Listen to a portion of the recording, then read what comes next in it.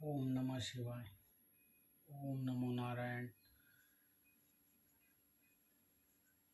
आज धर्म ज्ञान की माला में एक और मोती पिरो रहे हैं।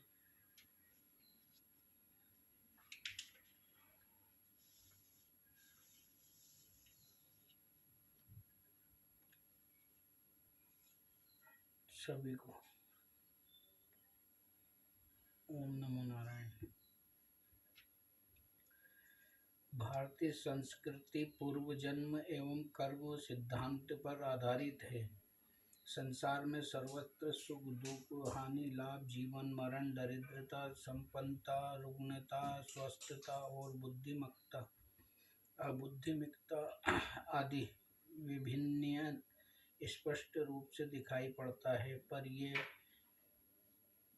विभिन्न दुष्ट कारणों से ही होना आवश्यक नहीं है। कारण कि ऐसा बहुत सारे उदाहरण प्राप्त होते हैं कि एक माता पिता के एक साथ जन्मे युग्म बालकों की शिक्षा दीक्षा लालन पालन आदि समान होने पर भी व्यक्तिगत रूप से उनकी परिस्थितियां भिन्न भिन्न होती हैं। जैसे कोई रुग्ण, कोई स्वस्थ, कोई दरिद्र तो कोई संपन्न, कोई अंगहीन तो कोई सर्वांग सुंदर इत्यादि। इन बातों से ये स्पष्ट है कि जन्मांतर या धर्म अधर्म रूप अदृष्ट भी इस भोगों का कारण है। अतः मानव जन्म लेकर अपने कर्तव्य के पालन और स्वधर्म आचरण के प्रति प्रत्येक व्यक्ति को आध्यात्मिक सावधान होना चाहिए।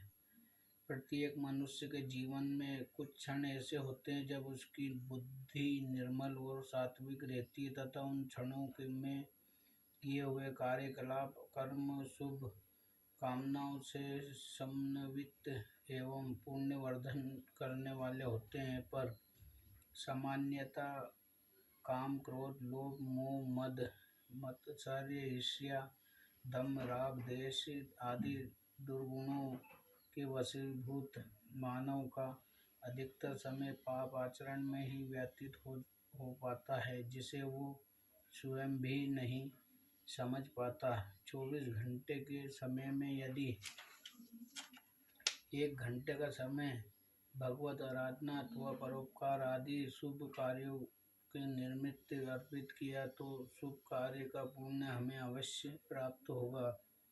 पर साथ ही 23 घंटे का जो समय हमने अवैध अर्थात अशास्त्रीय निषिद्ध भोग विलास में तथा उन भोग्य पदार्थों के साधन संचय में लगाया तो उसका पाप भी अवश्य भोगना पड़ेगा। इसलिए जीवन का प्रत्येक क्षण भगवत आराधना के रूप में परिणित हो जाए, इसकी आवश्यकता है, जिसे मनुष्य अपने जीवन काल में भगवत सन्निकटता प्राप्त कर सके और पूर्ण रूप से कल्याण का भागी बने। इसलिए वेद शास्त्रों में प्रातःकाल जागरण से लेकर रात्रि शयन तक तथा जन्म से लेकर मृत्यु पर्यंत संपूर्ण क्रियाकलापों का विवेचन विधि निषेध के रूप में हुआ है, जो मनुष्य के कर्तव्य अकर्तव्य और धर्म अधर्म का निर्णय करता है।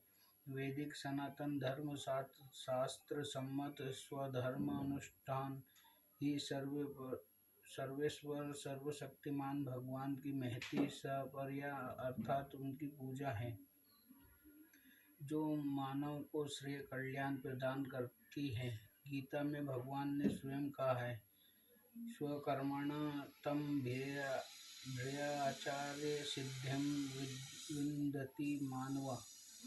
इसलिए वेदादि समस्त शास्त्रों में नित्य और नैमित्तिक कर्मों का मानव के लिए परम धर्म और परम कर्तव्य कहा है। प्रत्येक मनुष्य पर 3 प्रकार के शरण होते हैं, देव शरण, पितृ शरण और मनुष्य ऋषि शरण। नित्य कर्म करने से मनुष्य के तीनों कर्मों के ऋणों से मुक्त हो जाते हैं। यत् कृत्वा अनुग्रहण्यमाप्नोति देवा तो पितृश्च मनुष्यता।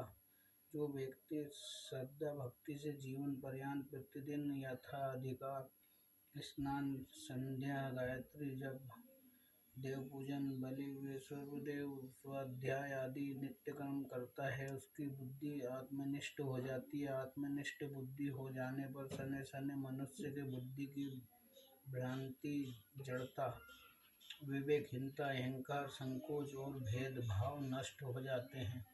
तब वो मनुष्य परमात्मा चिंतन में संलग्न होकर अनिर्वचनीय परम ब्रह्म परमेश्वर की प्राप्ति के लिए ही प्रयत्न करता रहता है।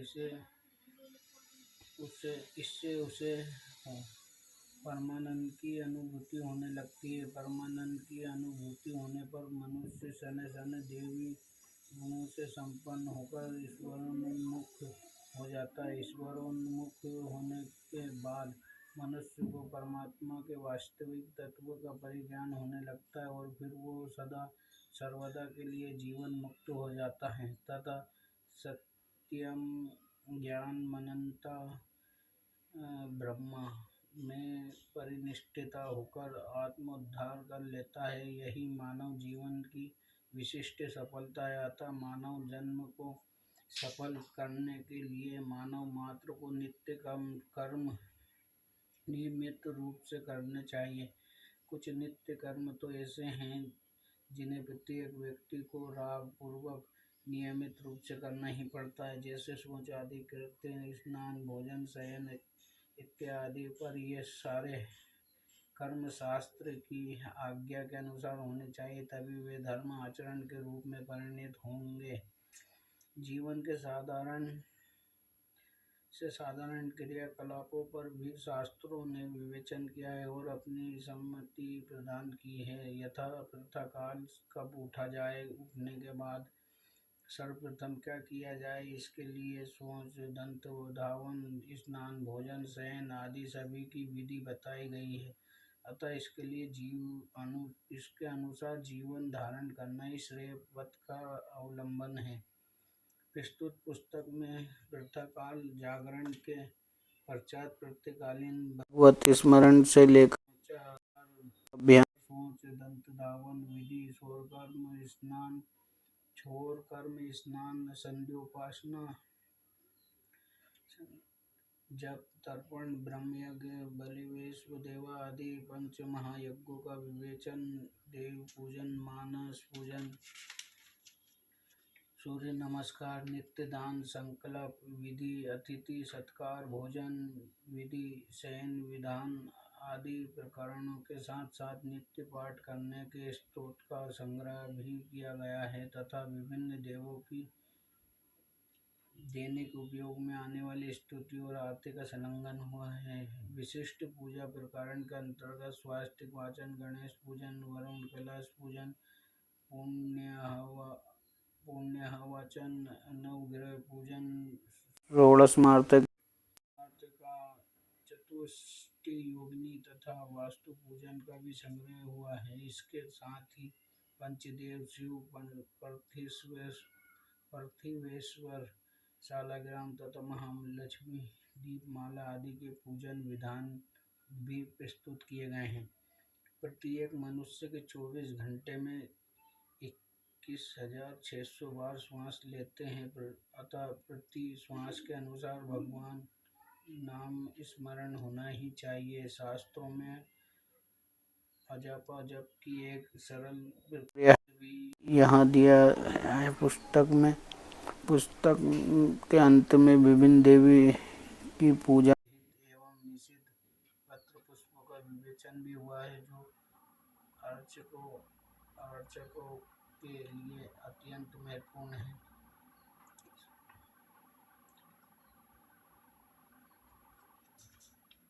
हमारे अस्वस्थ रहने के बहुत कारण हैं, क्योंकि हम नित्य शास्त्र सम्मत सनातनी वैदिक शास्त्र सम्मत नहीं चल रहे हैं। रोग होने के कारण अन्य कारण है जो शरीर को नुकसान पहुंचा रहे हैं। हमारे जो पूर्वज थे वो बहुत से जो हैं शिक्षा प्राप्त नहीं कर सके, लेकिन जीवन जीने की पूरी शिक्षा का ज्ञान उन्हें प्राप्त था, क्योंकि वो वैदिक सनातन धर्म के माध्यम से ही जीवन यापन करते थे। अगर पूरा न कर सके, आधा आधा न कर सके, आधा न कर सके, लेकिन अत्यावश्य थे, जिसे ब्रह्म मुहूर्त किया जाता है। आज से 100 साल पहले, 50 साल पहले ही देख लीजिए आप, गांव में किसान एवं ग्रामीण क्षेत्र में 4 बजे ही उठा जाता था। सर्वप्रथम स्वस्थ रहने का ये एक कारण है, एवं परिश्रम अधिक, परिश्रम से शरीर स्वस्थ रहता है।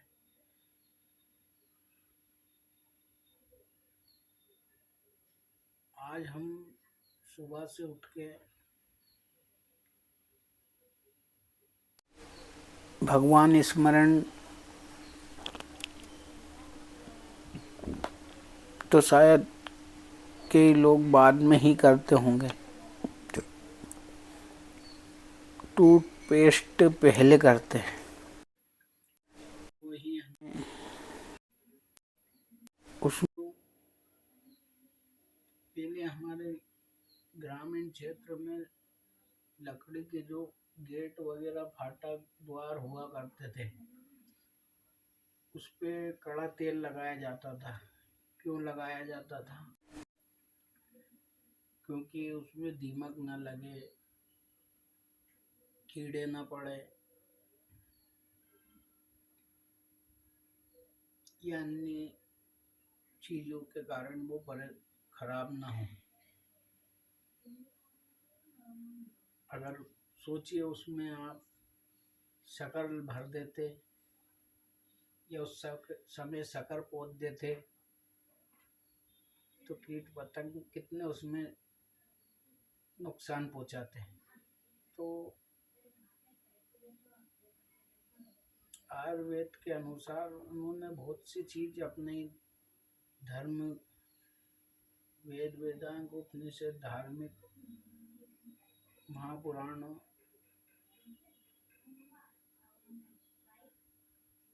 सभी से उन्हें थोड़ा थोड़ा लेकर अपना जीवन, स्वस्थ जीवन यापन करा है। हमारे, अब कहते हैं हमारे पूर्वज तो 100 साल जीते थे, हमारी दादी 50, 70 साल, 80 साल, 90 साल जी हैं। भैया, उनके स्वस्थ होने का कारण वैदिक सनातन धर्म पुस्तकों से लिए वह ज्ञानी ही ने ये स्वस्थ जीवन यापन के लिए प्रेरित कर रहा था, और वो इस पे चल भी रहे थे। अभी आप सुबह से टूथपेस्ट करते हैं, उसमें एक कृत्रिम स्वीटनर जो टेबल शुगर से 600 गुना ज़्यादा मीठा होता है, वो मिलाया जाता है। अब बताइए, उस मीठे से कीड़ा मरेगा या कीड़ा बढ़ेगा?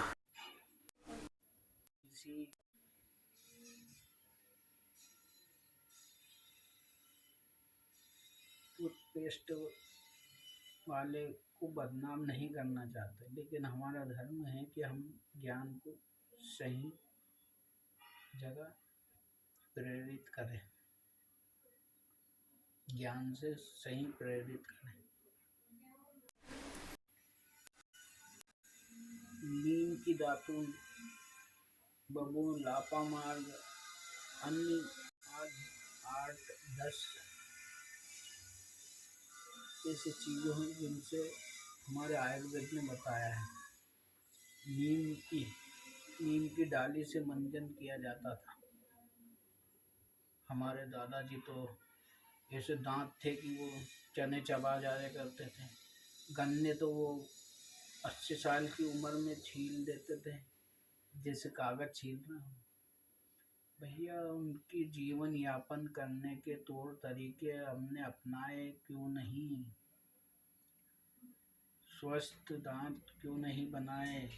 नीम की दातून एंटीबैक्टीरिया गुण होते हैं जो दांतों पर जमी प्लक और बैक्टीरिया को खत्म करती है।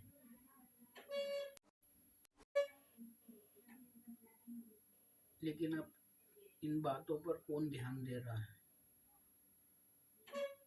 जो चीज़ हमारी पौराणिक है उसे ही हमें विधि से आगे बढ़ाना होगा। मॉडर्न नाम हम अपने शरीर को बहुत नुकसान पहुंचाते हैं। लंबी आयु ना होने का यही कारण है।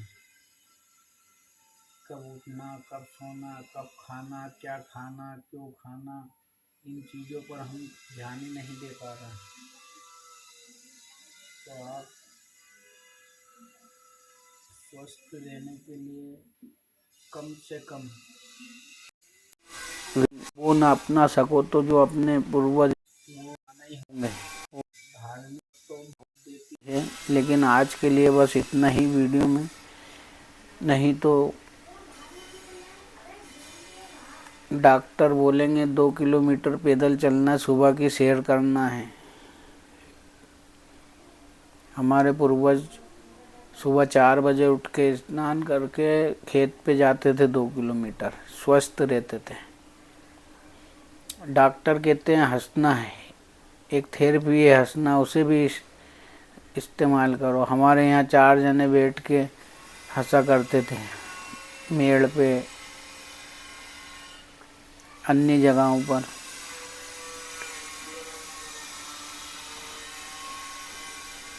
ताली बजाने से अपने सारे शरीर की नसें खुलती है, तरंगता आती है। आजकल एक थेरेपी चली है घंटी बजाने की, टन, वो हमें फ्री में मिलती थी, आज वो थेरेपी से मिलती है। तो बहुत सी चीज़ें छोटी छोटी हैं जो हमारे जीवन के लिए परम आवश्यक है, लेकिन हम उसका इस्तेमाल नहीं कर पा रहे हैं। तो यही है, हम तो यही चाहेंगे कि शांति के लिए एक करोड़पति अभी अमेरिका से आए हैं, राम मंदिर में दर्शन किया, हनुमान मंदिर में दर्शन किए। क्यों? क्योंकि आत्म शांति से बड़ा कोई सुख नहीं है। शरीर को स्वस्थ रखें, आत्म शांति की प्राप्ति करें, सनातनी मार्ग पर चलें, यही कामना के साथ ओम नमो नारायण, ओम नमः शिवाय, हर हर महादेव, हर हर महादेव, हर हर महादेव।